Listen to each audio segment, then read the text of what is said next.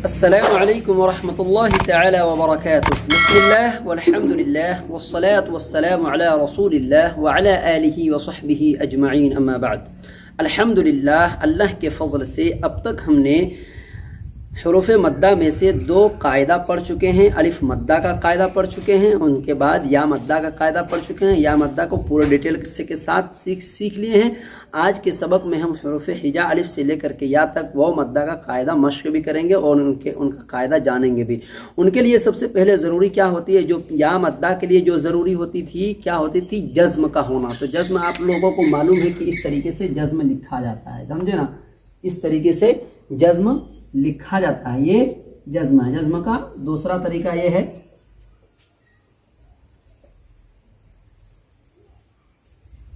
इस तरीके से भी जज़्म लिखा जाता है, यानी ये ज़्यादातर लिखा हुआ आता है कुरान शरीफ में। ये वाला लिखने में इस्तेमाल होता है। आदमी सब जो लिखता है वो इस तरीके से ज़्यादातर लिखता है।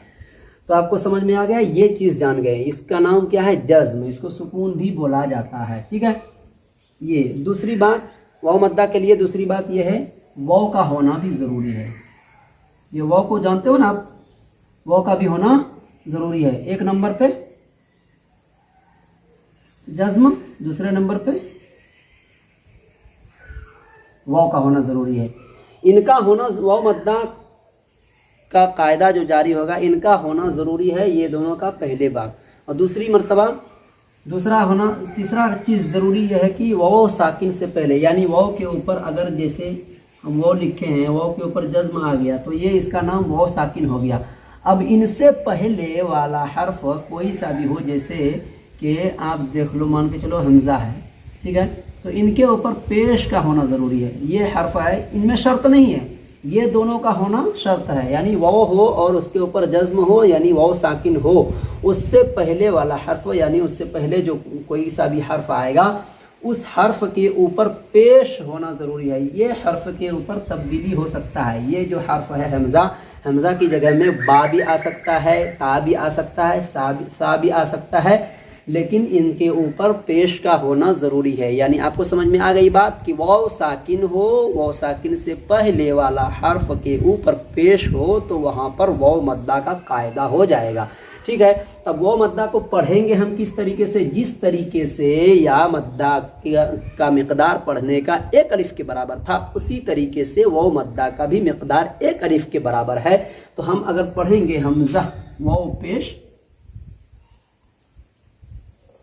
पढ़ेंगे हमज़ा वाव पेश, इसको कैसे पढ़ेंगे, हमज़ा वाव पेश क्या, वाव साकिन से पहले पेश है, इसलिए वाव मद्दा होगा। वाव मद्दा को एक अलिफ के बराबर खींच करके अदा करेंगे। जैसे हमज़ा वाव पेश ऊ, खींच के पढ़ें। हमज़ा पेश ऊ है, अगर हमज़ा पेश ऊ है तो यहाँ पर खींचना नहीं है। यहाँ पर अगर वाव साकिन से पहले हमज़ा के ऊपर पेश है तो यहाँ पर खींच करके एक अलिफ के बराबर खींचना है। इसलिए खींचना है कि यहाँ पर वाव मद्दा होगा, ठीक है। आपको समझ में आ गई। हमज़ा वाव पेश बा वाव पेश बू, ता वाव पेश तू, सा वाव पेश तू, ठीक है। इसको कैसे पढ़ेंगे, सबको एक अलिफ के बराबर खींच करके अदा करेंगे। जैसे हमज़ा वाव पेश ऊ, वाव मद्दा होगा इसलिए कि वाव साकिन से पहले हमज़ा के ऊपर पेश है, पेश को जल्दी हमज़ा के ऊपर पेश है, इसलिए वाव मद्दा होगा। वाव मद्दा को एक अलिफ के बराबर खींचकर अदा करेंगे। जैसे हमज़ा वाव पेश ऊ, बा वाव पेश बू, वाव मद्दा होगा इसलिए कि वाव साकिन से पहले बा के ऊपर पेश है, इसलिए वाव मद्दा होगा। वाव मद्दा को एक अलिफ के बराबर खींच करके अदा करेंगे। जैसे बा वाव पेश बू, ता वाव पेश तू, वाव मद्दा होगा इसलिए कि वाव साकिन से पहले ता के ऊपर पेश है, इसलिए वाव मद्दा होगा। वाव मद्दा को एक अलिफ के बराबर खींच करके अदा करेंगे। ये मिला करके इस तरीके से लिखा जाएगा। अगर ता प्लस पढ़ेंगे हम ऐसे, ता प्लस वाव साकिन बराबर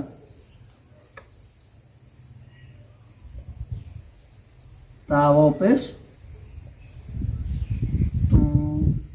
इस तरीके से इसको लिखा जाता है मिला करके इस तरीके से, समझ में आ रही है ना। तो बा और सा आपको मालूम है कि सा के ऊपर 3 पेश जब नुक्ता होता है, सा के ऊपर 2 नुक्ता होता है, बा के नीचे 1 नुक्ता होता है, आपको मालूम है ये। तो इस तरीके से ये हो गया सा तक। अब जीम में चलते हैं, पढ़ेंगे ऐसे हम।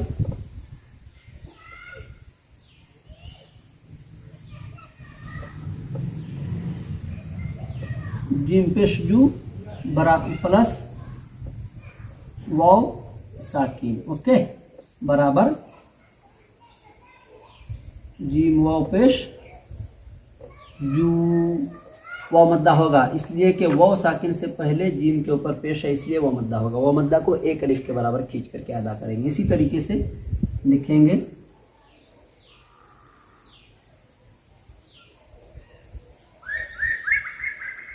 हा पेश हो प्लस वाव साकिन, ओके, बराबर हा वाव पेश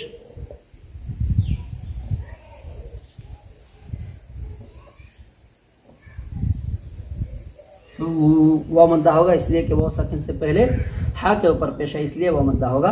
वाव मद्दा को एक अलिफ के बराबर खींच करके अदा करेंगे। उसके बाद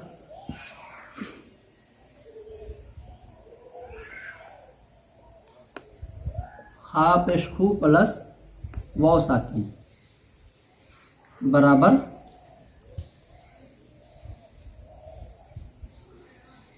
हा वाव पेश वाव मद्दा होगा इसलिए कि वाव साकिन से पहले हा के ऊपर पेश है, इसलिए वाव मद्दा होगा। वाव मद्दा को एक अलिफ के बराबर खींच करके अदा करेंगे। ये लिखने का भी तरीका आपको समझ में आ गया, मिला करके किस तरीके से लिखा जाएगा और ऐसे किस तरीके से लिखा जाएगा, ठीक है। फिर है दाल पेश दू प्लस वाव साकिन बराबर दाल वाव पेश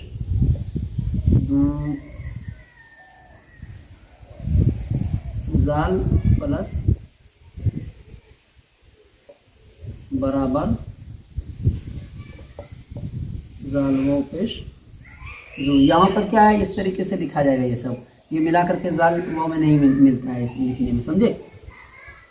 उसके बाद है रा पेश रू प्लस वाव साकिन, ओके।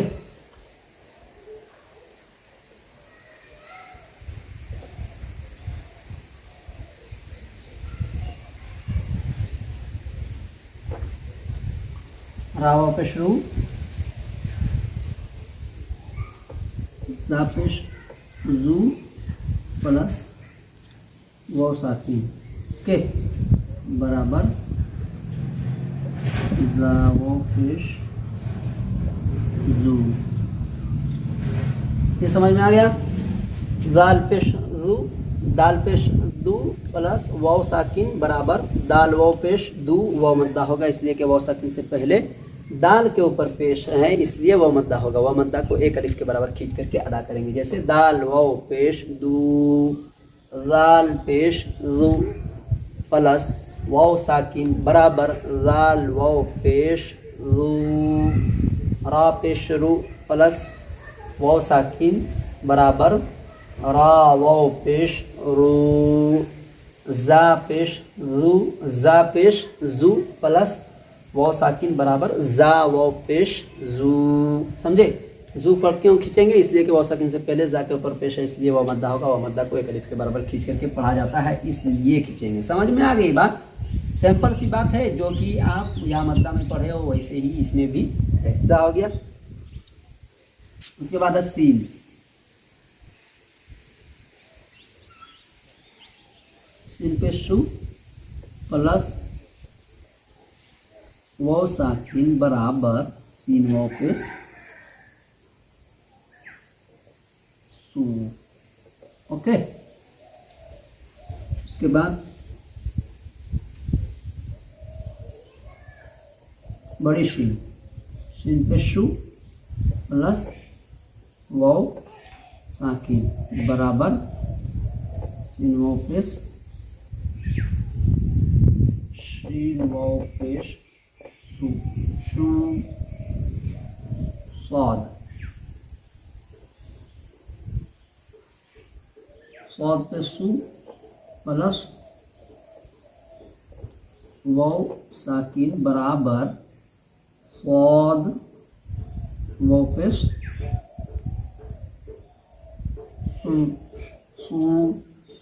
उसके बाद है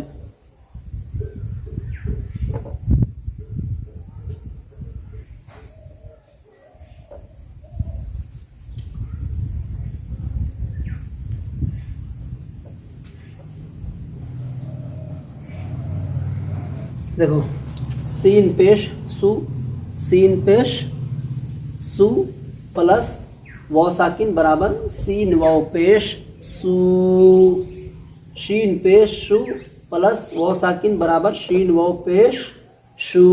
वाव साकिन से पहले पेश आ गया तो यहाँ पर खींचना है, लेकिन ये शीन जो है इसके ऊपर पेश है खाली, इसके आगे वाव साकिन नहीं है तो यहाँ पर नहीं खींचना, बल्कि यहाँ पर जल्दी पढ़ना है। पेश की हरकत है ना, हरकत को जल्दी पढ़ा जाता है, ठीक है। सौद पेश सु प्लस वाव साकिन बराबर सौद वाव पेश सु, वाद पेश वु, ठीक है, प्लस वाव साकिन बराबर वाद वाव पेश वो। ओके, ये समझ में आ गया? ऐसे पढ़ना है, ठीक है। उसके बाद है पौ,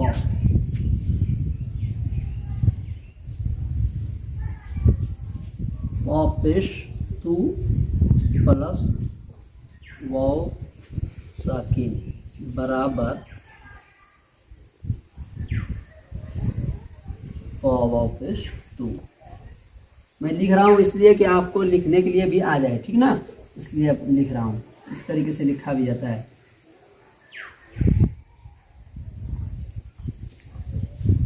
वापस लू प्लस वाव साकिन बराबर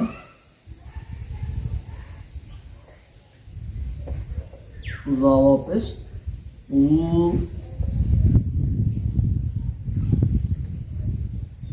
एन पेश टू प्लस वाव साकिन बराबर एन वाव पेश टू। ओके,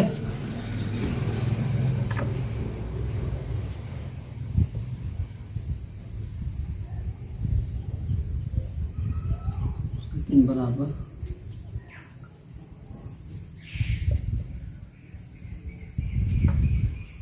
क्या है, अ पेश तू, ता के ऊपर पेश है, ये नहीं पढ़ना, प्लस वाव साकिन बराबर ता वाव पेश तू। वाव मद्दा होगा इसलिए कि वाव साकिन से पहले ता के ऊपर पेश है, इसलिए वाव मद्दा होगा। वाव मद्दा को एक अलिफ के बराबर खींच करके अदा करेंगे। वाव पेश वू प्लस वाव साकिन बराबर वाव पेश वू। वाव मद्दा होगा इसलिए कि वाव साकिन से पहले वाव के ऊपर पेश है, इसलिए वाव मद्दा होगा। वाव मद्दा को एक अलिफ के बराबर खींच करके अदा करेंगे, जैसे वाव पेश वू। आइन पेश उ प्लस वाव साकिन बराबर आइन वाव पेश उ। वाव मद्दा होगा इसलिए कि वाव साकिन से पहले आइन के ऊपर पेश है। देखो लिखा जा रहा है, अलग अलग लिखेंगे तो इस तरीके से लिखे, लेकिन मिला करके लिखेंगे, यानी मिला के ही लिखा हुआ आएगा, इस तरीके से लिखा जाएगा, समझे ना। तो यहाँ पर वाव मद्दा होगा। फिर आइन पेश गैन पेश वू प्लस वाव साकिन बराबर गैन वाव पेश वू। वाव मद्दा होगा इसलिए कि वाव साकिन से पहले गैन के ऊपर पेश है, इसलिए वाव मद्दा होगा। वाव मद्दा को एक अलिफ के बराबर खींच करके अदा करेंगे। ये मैं लिख के इसलिए दिखा रहा हूँ कि आपको लिखने के लिए भी आ जाए, समझे। और यहाँ पर आप ये गौर करना है आपको कि वाव साकिन सब में होना ज़रूरी है, यानी वाव हो और वाव के ऊपर सुकून हो यानी जज्म हो तो वो वाव साकिन कहलाएगा। वाव साकिन से पहले वाला जो हर्फ होगा उस हर्फ के ऊपर पेश का होना शर्त है, ज़रूरी है। फिर वो हर्फ जो होगा पिछला वाला हर्फ, वो हर्फ कोई सा भी हो, 29 हर्फ में से कोई सा भी हर्फ हो तो वहाँ पर वाव मद्दा हो जाएगा। लेकिन समझ में आ गई बात? यही समझना है कि वाव का भी होना ज़रूरी है, वाव के ऊपर सुकून का भी होना ज़रूरी है, तो वो वाव साकिन होगा, यानी वाव साकिन का होना ज़रूरी है। और दूसरी बात, उसके पिछले वाला हर्फ के ऊपर पेश का होना ज़रूरी है। पेश भी नहीं बदलेगा, वाव भी नहीं बदलेगा, साकिन भी नहीं बदलेगी, बल्कि उसके पिछला वाला हर्फ बदल सकता है, समझे। ये तीन चीज़ का होना ज़रूरी है, तभी वाव मद्दा बन सकता है, ठीक ना। ओके, यहाँ तक हो गया गैन पेश वू। अब आगे पढ़ते हैं।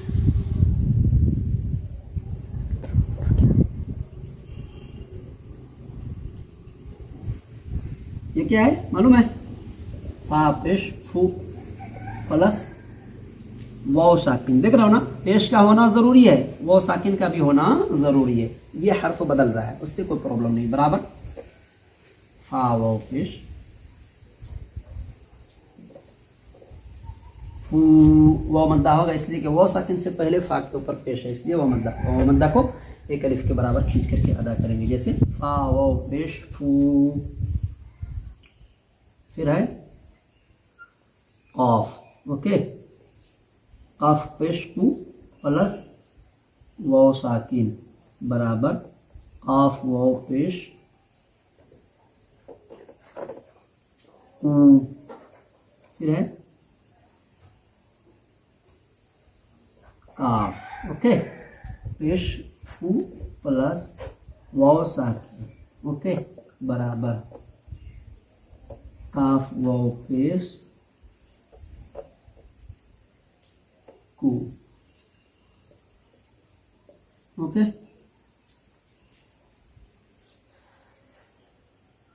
लाम पेश लू प्लस वाव साकिन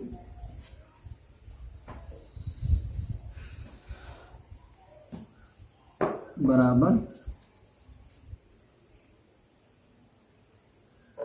लाम वापस लू। ठीक है, देख रहे हो तीनों हर्फों के ये जो मिल रहा है, ये वाव साकिन का होना ज़रूरी है, पेश का होना ज़रूरी है। ये हर्फ हमेशा हर में बदल रहा है, ये बदलेगा कोई प्रॉब्लम नहीं है, लेकिन सब एक ही है। फा वाव पेश फू, वाव मद्दा होगा इसलिए कि वाव साकिन से पहले फा के ऊपर पेश है, इसलिए वाव मद्दा होगा। और मद्दा को एक अलिफ के बराबर खींच करके अदा करेंगे, जैसे फा वाव पेश फू। इसी तरीके से ये सब मिला करके पढ़ना, काफ पेश कू प्लस वाव साकिन बराबर काफ वाव पेश कू, काफ पेश कू प्लस वाव साकिन बराबर काफ वाव पेश कू। वाव मद्दा होगा इसलिए कि वाव साकिन से पहले। ठीक है, आपको समझ में आ गया है? ये सब उसी तरीके से है। लाम पेश लू प्लस वाव साकिन बराबर लाम वाव पेश लू। वाव मद्दा होगा इसलिए कि वाव साकिन से पहले लाम के ऊपर पेश है, पेश इसलिए वाव मद्दा होगा। वाव मद्दा को एक अलिफ के बराबर खींच करके अदा करेंगे। ठीक है, लाम तक हो गया। अब आगे क्या है? मीम। मीम पेश मू प्लस वाव साकिन बराबर मीम वाव पेश मू।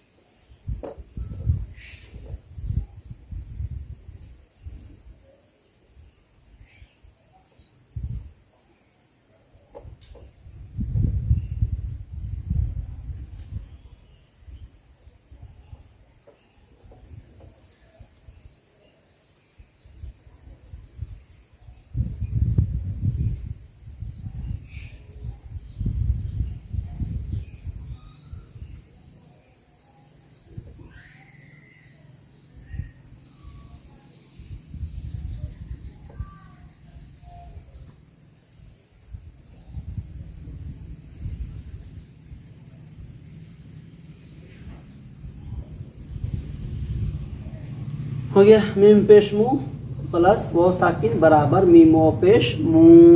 वाव मद्दा होगा इसलिए कि वाव साकिन से पहले मीम के ऊपर पेश है, इसलिए वाव मद्दा होगा। वाव मद्दा को एक अलिफ के बराबर खींच करके पढ़ेंगे, जैसे नून पेश नू प्लस वाव साकिन बराबर नून वाव पेश नू।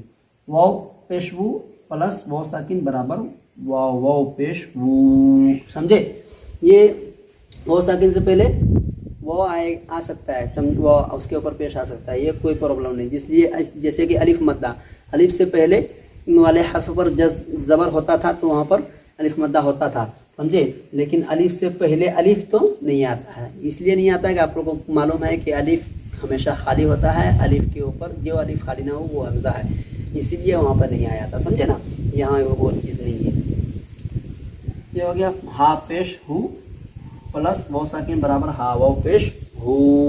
वो मद्दा होगा इसलिए कि वाव साकिन से पहले हा के ऊपर पेश है, इसलिए वो मद्दा होगा। वो मद्दा को एक अलिफ के बराबर खींच करके अदा करना है। आप सबको ये याद भी करना है, इसलिए कि आगे जाके मुश्किल हो सकती है, नहीं समझ में नहीं आएगा, इसलिए याद करना है। हम लोगों को भी याद किए थे पढ़ने के वक्त में, समझे ना?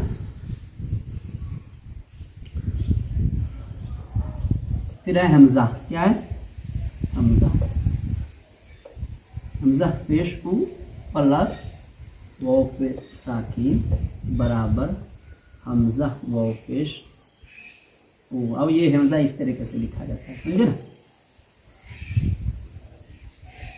हमज़ा वाव पेश वो मद्दा होगा इसलिए कि वो साकिन से पहले हमज़ा के ऊपर पेश है इसलिए वो मद्दा होगा। वो मद्दा को एक अलिफ के बराबर खींच करके अदा करेंगे।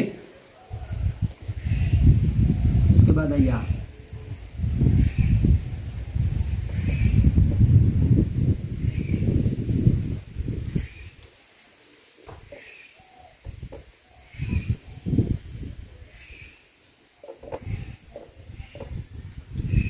हो गया मुकम्मल हर्फ इजाद वो मद्दा का कायदा पढ़ चुके हैं, समझे ना। आप देखो हमज़ा पेश वो प्लस वो साकिन बराबर हमज़ा वो पेश है ना, या पेश यू प्लस वो साकिन बराबर या वो पेश यू। वो मद्दा होगा इसलिए कि वो साकिन से पहले या के ऊपर पेश है इसलिए वो मद्दा होगा। वो मद्दा को एक अलिफ के बराबर खींच करके पढ़ेंगे, जैसे या वो पेश यू।